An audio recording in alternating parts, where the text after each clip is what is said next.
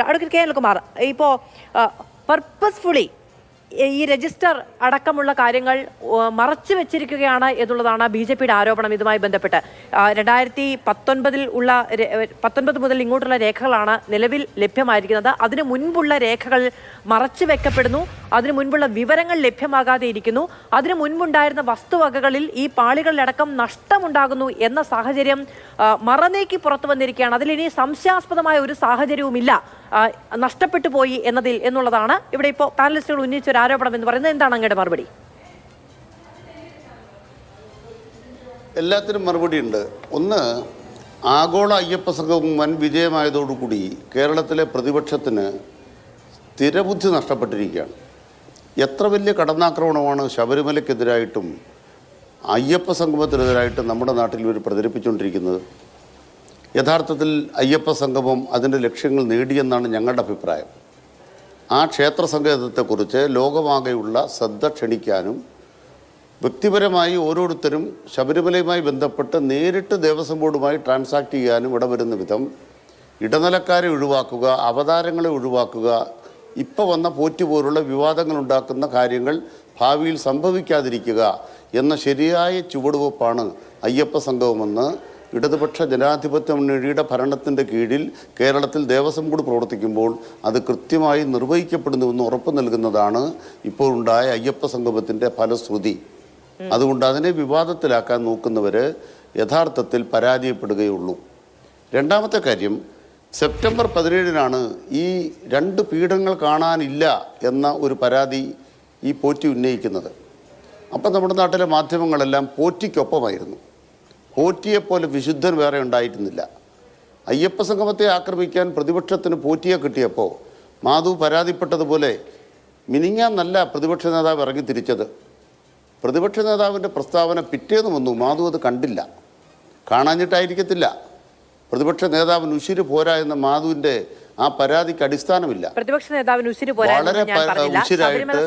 വിവാദവുമായി ബന്ധപ്പെട്ട പ്രതികരണങ്ങൾ അതെ, സങ്കടം കണ്ടു മാധുവിൻ്റെ സങ്കടം കണ്ടല്ലോ. സങ്കടം കണ്ടു, സങ്കടം കുഴപ്പമില്ല. പക്ഷേ പ്രതിപക്ഷ നേതാവ് പിറ്റേ ദിവസം സ്വർണ്ണം അടിച്ചുകൊണ്ട് പോയി. ആ പീഠം കാണാതെ പോയപ്പോൾ സ്വർണ്ണം അടിച്ചുകൊണ്ട് പോയി. ഫേസ്ബുക്ക് പോസ്റ്റ് വേണം ഞാൻ അങ്ങോട്ട് മാധുവിന് ഇപ്പോൾ ഇട്ട് തരാം. 17-ാം തീയതിയാണ് സംഭവമെങ്കിൽ 18-ാം തീയതി പിണറായി വിജയൻ സ്വർണ്ണക്കള്ളനായി. എന്നിട്ട് അവസാനം എന്ത് പറ്റി? ഇവരെല്ലാം ഛർദ്ദിക്കുന്ന ദേവസ്വം വിജിലൻസ് എന്ന് പറഞ്ഞാൽ BJPക്കാർക്ക് ഛർദ്ദിയാണ്. ഇവരെല്ലാം ഛർദ്ദിക്കുന്ന ദേവസ്വം വിജിലൻസാണ് ആ 2 പീഠങ്ങളും കണ്ടെത്തിയിട്ട് ഇത് ദേവസ്വം ബോർഡിൻ്റെ രജിസ്റ്ററിൽ കൈമാറിക്കൊടുത്ത സാധനമല്ല, അത് പോറ്റി 2 ഉണ്ടാക്കിയെങ്കിലും ദേവസ്വം ബോർഡിന് കൈമാറിയിരുന്നില്ല എന്ന് പെങ്ങളുടെ വീട്ടിൽ നിന്ന് പിടിച്ച് കണ്ടെത്തിയിട്ടുണ്ട്. അതാണ് രണ്ടാമത്തെ കാര്യം. മൂന്നാമത്തെ കാര്യം, ഇവിടെ എല്ലാം അരാജകാവസ്ഥയാണ്, കണക്കില്ല, ചാക്കിൽ കൂട്ടിയിട്ടിരിക്കുകയാണ്. 3 കാര്യം ഞാൻ കേട്ടല്ലോ. രജിസ്റ്റർ ഇല്ല, പിന്നെ ചാക്കിൽ കൂട്ടിയിട്ടിരിക്കുന്നു. ഇതൊക്കെ എന്ത് അടിസ്ഥാനത്തിലാണ് BJPയുടെ വക്താവെന്ന് പറഞ്ഞ ഒരാൾ പറയണത്? ഏത് കടലാസാണ് ഇല്ലാത്തത്? 99 വിജയമല്യ അവിടെ സമർപ്പിക്കപ്പെട്ടപ്പോൾ സമർപ്പിക്കപ്പെട്ട സാധനങ്ങൾ എന്തൊക്കെയെന്നറിയാനുള്ള രജിസ്റ്റർ ശങ്കുട്ടിദാസിന് വേണോ? ആ രജിസ്റ്റർ ദേവസ്വം ബോർഡിലുണ്ടെന്നേ. ഇല്ലെങ്കിൽ തൊട്ടടുത്ത് ബഹുമാനപ്പെട്ട ശ്രീ രാധാകൃഷ്ണൻ ഇരിപ്പുണ്ടല്ലോ. ഞാൻ ആധികാരികമായിട്ട് ഈ ചർച്ച പറയുകയാണ്, ആരും ഒരു വിവാദം ഉണ്ടാക്കണ്ട. 18 സ്ട്രോങ് റൂമുണ്ട്, എല്ലാത്തിലും CCTV ഉണ്ട്. ബഹുമാനപ്പെട്ട രാധാകൃഷ്ണൻ സാറിനോട് ചോദിച്ചേ, CCTV ഇല്ലാത്ത സ്ട്രോങ് റൂമുണ്ടോ? അവിടെ A-B-C ആയിട്ട് തരംതിരിച്ചിട്ടുണ്ടോ? A എന്ന് പറഞ്ഞാൽ കൃത്യമായി ദേവന് ഉപയോഗിക്കത്തക്ക വിധം എപ്പോഴും എടുക്കേണ്ടതില്ലാത്ത തിരുവാഭരണങ്ങൾ. 2 നിത്യപൂജയ്ക്ക് എടുക്കേണ്ട പെട്ടെന്ന് എടുക്കേണ്ട കാര്യങ്ങൾ. C എന്ന് പറയുന്നത് ദേവസ്വത്തിന് അല്ലെങ്കിൽ ഓരോ ക്ഷേത്രങ്ങളിലും സമർപ്പിക്കപ്പെട്ടത്. അത് റിസർവ് ബാങ്കിൽ കൊണ്ട് വെച്ചിട്ട് 3 കോടി രൂപ ദേവസ്വം ബോർഡിന് കിട്ടിയെന്നേ. അതിൻ്റെ കണക്ക് വന്ന കണ്ടില്ലേ? ഇത് ഫലപ്രദമായി ചെയ്തൊരു ദേവസ്വം ബോർഡാണ് ഈ തിരുവിതാംകൂർ ദേവസ്വം ബോർഡ് എന്നല്ലേ ഏറ്റവും അവസാനത്തെ ഓഡിറ്റ് വന്നിരിക്കുന്നത്. ഇത് കൈ ഇരിക്കുമ്പോൾ BJPയുടെ വക്താവ് ഇന്ന് വന്നിട്ട് പറയുകയാണ്, അയ്യോ അവിടെ കണക്കില്ല, ഇത് നിങ്ങൾ ആരും കൊടുക്കരുത്, ഞങ്ങൾ വിശ്വഹിന്ദു പരിഷത്ത് പിരിവ് നടത്താൻ കുറേ അമ്പലം ഉണ്ടാക്കിയിട്ടുണ്ട്, അവിടെ കൊടുക്കാവൂ. ഇത് വിശ്വഹിന്ദു പരിഷത്തിൻ്റെ അമ്പലങ്ങൾക്ക് വേണ്ടി പണപ്പിരിവ് നടത്താൻ വേണ്ടി ഇതെല്ലാം കുഴപ്പമാണെന്ന് വരുത്താൻ വേണ്ടി ഇവരുടെ രാഷ്ട്രീയ കളിയാണ്. അതുകൊണ്ട് ആധികാരികമായിട്ട് പറയുകയാണ്, ശബരിമലയിൽ എല്ലാ കാര്യങ്ങളും ദേവസ്വം ബെഞ്ചിൻ്റെ നിയന്ത്രണത്തിലാണ് ചെയ്യുന്നത്. ഇത്തവണ ഒരു വീഴ്ച പറ്റി എന്താണ്? തലമ്പാറുവെന്ന ഉദ്യോഗസ്ഥൻ ഇത് കൈകാര്യം ചെയ്തപ്പോൾ ദേവസ്വത്തിൻ്റെ തിരുവാഭരണ കമ്മീഷൻ അടക്കമുള്ള ഉദ്യോഗസ്ഥന്മാർ അത് കൃത്യമായും ആ ദേവസ്വത്തിൻ്റെ ചുമതലയുള്ള ജഡ്ജിയെ അറിയിക്കണമെന്ന കാര്യം അദ്ദേഹം വീഴ്ച വരുത്തി. അത് അദ്ദേഹത്തിന് വ്യക്തിപരമായ തെറ്റാണെന്ന് കോടതിയെ ബോധ്യപ്പെടുത്തപ്പോൾ കോടതിക്ക് മനസ്സിലായി. പറഞ്ഞ കാര്യങ്ങളൊക്കെ അവിടെ നിൽക്കുമ്പോൾ ഞാൻ അങ്ങോട്ട് ഒരു കാര്യം ചോദിക്കട്ടെ. അഡ്വക്കേറ്റ് അനിൽകുമാർ, ഇപ്പോൾ രജിസ്റ്റർ ഉണ്ട് എന്ന് അങ്ങ് പറയുന്നു. അഡ്വക്കേറ്റ് ശങ്കുട്ടിദാസിനോട് രജിസ്റ്റർ വേണമോ ശങ്കു എന്ന് ചോദിക്കുന്നു. അങ്ങനെ രജിസ്റ്ററും ഇതുമായി ബന്ധപ്പെട്ട കാര്യങ്ങളും ഒക്കെ ഉണ്ട് എങ്കിൽ എങ്ങനെയാണ് 2019 ദേവസ്വം ബോർഡ് പ്രസിഡന്റിന് അത് ചെമ്പായിരുന്നു എന്ന് പറയാൻ കഴിയുന്നത്? അപ്പോൾ മല്യ സ്വർണം കൊടുത്തിട്ടില്ല എന്നാണോ? അതോ രജിസ്റ്ററിൽ മല്യ സ്വർണം കൊടുത്തിട്ടില്ല എന്ന് രേഖപ്പെടുത്തിയിട്ടുണ്ടോ? അതോ രജിസ്റ്ററിൽ മല്യ സ്വർണം കൊടുത്തിട്ടുണ്ട് എന്ന കാര്യമേ പരാമർശിച്ചിട്ടില്ലേ? 98 അങ്ങനെ ഒരു സംഭവമേ ഉണ്ടായിട്ടില്ലേ? ഈ രജിസ്റ്ററൊക്കെ ഉണ്ടാകുന്ന മുമ്പ് ഒരു സാധനമുണ്ട്. വിജയമല്യ ഇത് പുതിയ വന്നപ്പോൾ ഹൈക്കോടതി കേസ് വന്നു. കേസ് വന്നപ്പോൾ എന്തുണ്ടായി? എന്താണ് ചെയ്യാൻ പോകുന്നതെന്ന ഒരു പ്ലാൻ അവിടെ വിജയമല്യ സമർപ്പിച്ചിട്ടുണ്ട്. ആ പ്ലാൻ കോടതി അംഗീകരിച്ചിട്ടാണ് കോടതി റിട്ട് തീരുമാനം എടുത്തത്. ആ തീരുമാനം എടുത്തതിൽ എത്ര കിലോ സ്വർണം എന്നതിൽ പറയുന്നുണ്ട്, എത്ര കിലോ ചെമ്പെന്നതിൽ പറയുന്നുണ്ട്. എൻ്റെ അറിവനുസരിച്ച് ഏതാണ്ട് 1900 കിലോ ചെമ്പ്. ഈ പറയുന്ന ശ്രീകോവിലടക്കം അതിന് മേൽക്കൂരി അടക്കം മുഴുവൻ സ്വർണ്ണമാണോ? അതിൽ ചെമ്പ്, ആ ചെമ്പിന്മേൽ സ്വർണം ക്ലാഡ് ചെയ്തു, സ്വർണം പതിച്ചു എന്ന് പറഞ്ഞാൽ ഒരു പേപ്പറിൻ്റെ ഘനത്തിൽ ആ സ്വർണം പതിപ്പിച്ചു. എല്ലായിടത്തും പതിപ്പിച്ചോ? താഴികക്കുടത്തിൽ സ്വർണം പതിപ്പിക്കാൻ പറ്റുമെന്ന് എനിക്കറിയില്ല. താഴികക്കുടത്തിൽ സ്വർണം പൂശുക ചെയ്തതെന്നാണ് എൻ്റെ അറിവ്. പരിശോധിക്കണം. ഈ ശില്പങ്ങൾ, ദ്വാരപാലക ശില്പങ്ങളിൽ ഇത് പതിപ്പിക്കാൻ പറ്റുകയാണോ അതോ പൂശുകയാണോ ചെയ്തത്? കോൺഗ്രസിന്റെ പ്രതിനിധി പൂശി എന്ന് പറഞ്ഞു, ചെല്ല് പതിപ്പിച്ചു എന്ന് പറഞ്ഞു. അല്ല, അങ്ങ് പറഞ്ഞ ഈ 1900 കിലോ ചെമ്പാണ്. 1900 കിലോ ചെമ്പിന്റെ കണക്ക് മാത്രമേ അതിൽ പറയുന്നുള്ളൂ. 30.3 കിലോ സ്വർണത്തിന്റെ കാര്യം പറയുന്നില്ലേ? അങ്ങ് പറഞ്ഞു കേട്ടില്ല, അതുകൊണ്ട് ചോദിച്ചതാ. അല്ല, ഞാൻ വേണേ ആ മഹസർ മുഴുവൻ, ആ കേസിലെ മുഴുവൻ രേഖ വായിക്കാനല്ലോ എന്നോട് പറഞ്ഞത്. അല്ല, അങ്ങ് ഞാൻ മുഴുവൻ കാര്യങ്ങൾ വായിക്കാൻ പറഞ്ഞിട്ടില്ല. അങ്ങ് വലിയ കോടതിയിൽ കൊടുത്ത റിപ്പോർട്ടിന്റെ കാര്യം പറഞ്ഞു. അത് ചെമ്പിന്റെ കണക്ക് മാത്രമേ പറഞ്ഞുള്ളൂ. ചെമ്പിന്റെ കണക്കേ ഇപ്പോഴും കേൾക്കാനുള്ളൂ എന്നോട് ഞാൻ ചോദിക്കുകയാണ്. അങ്ങേക്ക് കിട്ടിയ വിവരം അനുസരിച്ച് അതിൽ സ്വർണം ഉണ്ടായിരുന്നോ?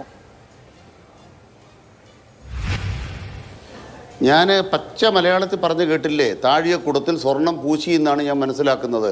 അപ്പോൾ സ്വർണ്ണം ഉണ്ടെന്ന് കേൾക്കാനുള്ള കാതുകൾ മാധുവിനുണ്ടല്ലോ. രണ്ടാമത്, ഒരു പേപ്പറിൻ്റെ ഘനത്തിൽ സ്വർണം അതിൽ അടിച്ചു പരത്തി ചെയ്യുകയായിരുന്നു എന്ന കാര്യം പറഞ്ഞപ്പോൾ സ്വർണ്ണം ഇല്ലെന്നാണോ ഉണ്ടെന്നാണോ മനസ്സിലാക്കുന്നത്?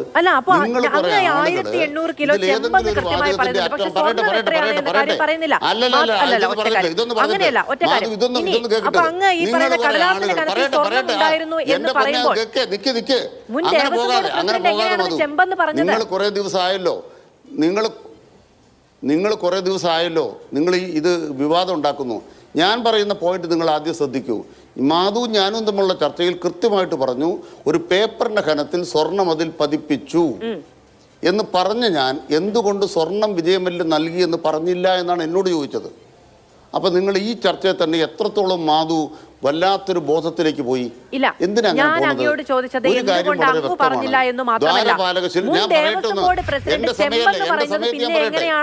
ചോദിച്ചത് അത് മനസ്സിലാക്കണം. എന്ത് വേണം?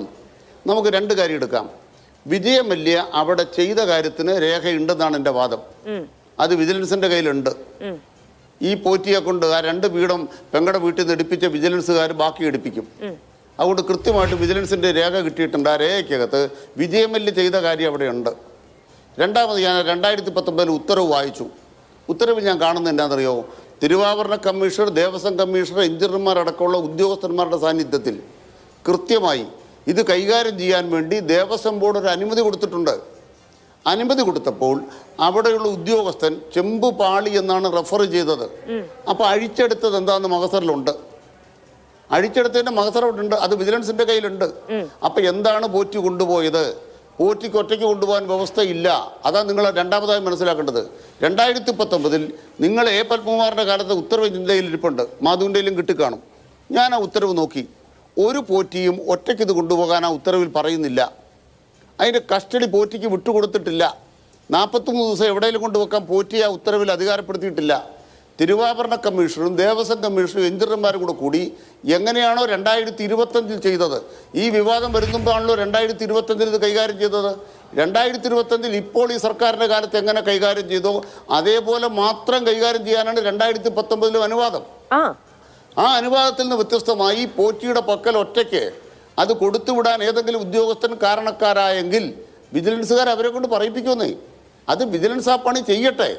ആ പണി ചെയ്യുന്നതിന് പകരം പോറ്റിയുടെ ആ പീഠത്തിൻ്റെ കള്ളം കണ്ടുപിടിച്ച അയ്യപ്പ സംഗമത്തെ അട്ടിമറിക്കാൻ വേണ്ടി ഉണ്ടാക്കിയ നുണ പൊളിച്ച ആ വിജിലൻസ് വേണ്ട. പിന്നെ ആര് വരണം? പിന്നെ ആരെ വേണം? ഇവിടെ തന്നെ ശങ്കുട്ടിദാസ് പറഞ്ഞപ്പോൾ എന്തുകൊണ്ട് മാധു തർക്കിച്ചില്ല? ഈ 2 ശില്പങ്ങളിൽ 2.5 കിലോ സ്വർണം പൂശിയെന്ന് ആരോ പറഞ്ഞു എന്ന് അദ്ദേഹം പറയണു. ഏത് രേഖ വെച്ചാണ് പറഞ്ഞത്? ആരോ ഒരാൾ പറഞ്ഞു. ഏത് വിജയമല്ലിയുടെ പണിക്കാരൻ പറഞ്ഞു 2.5 കിലോ സ്വർണം പൂശിയെന്ന്. നിങ്ങൾ ആലോചിച്ച് നോക്ക്, 2.5 കിലോ സ്വർണ്ണത്തെ പൂശാൻ പറ്റുമോ? നിങ്ങൾ ചെയ്ത് നമുക്കെന്തും ആകാം, ഒരു ചർച്ചയ്ക്കകത്ത് എന്തും ആകാം. നിങ്ങൾ സർക്കാരിനെ കളിപ്പിക്കാൻ, സർക്കാരിനെ ആക്രമിക്കാൻ, ശബരിമലയെ ആക്രമിക്കാൻ, അയ്യപ്പ സംഗമത്തെ ആക്രമിക്കാൻ എല്ലാവരും കൂടി ഇറങ്ങിത്തിരിക്കുന്നുണ്ട്. നിങ്ങൾക്ക്